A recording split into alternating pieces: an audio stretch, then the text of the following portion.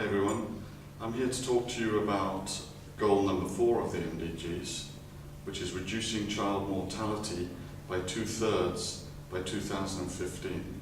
This is between 1990 when the MDGs were formed and 2015 when the world has to achieve these targets. Unfortunately, we're very far from reaching this objective. Reducing child mortality takes a lot of effort in many different spheres. And in a number of countries, in 27 countries in all, most of which are in sub-Saharan Africa, there's been absolutely no progress in achieving these objectives since 1990. Half the deaths, there are 10 million deaths a year, in fact, of children under the age of 5, and half of these are in Africa.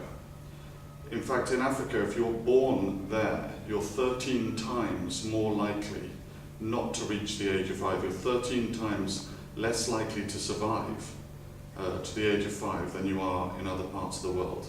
That's a startling figure. The causes for this are very clear, and they are preventable.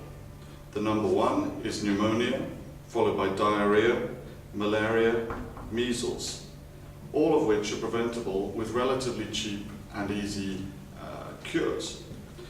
There's something called ORS, oral rehydration salt. Some of you may have seen this. Just mix a bit of water with sugar, with salt, and drink it, and you can rehydrate your body very quickly. This treats diarrheal disease very well.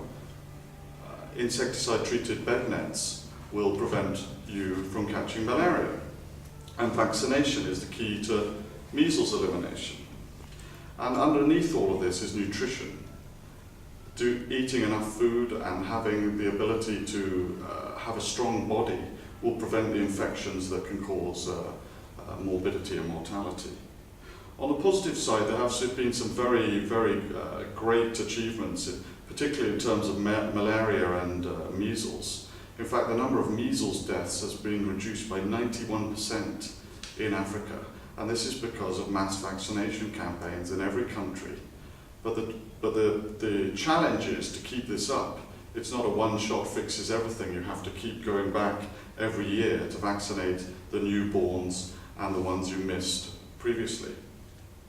And so you have to deal with conflict, and we know that in many countries in Africa there is ongoing conflict, access problems where the roads are poor, the communications are poor, and you don't know how many people live in the area, and other issues like HIV, which I know somebody else will be talking to you about.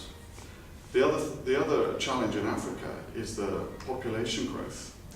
Today in Africa we have around 750 million people, but by 2050 there's likely to be over 2 billion people.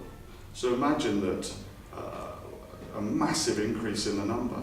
So the investment that's required in healthcare and education are absolutely enormous.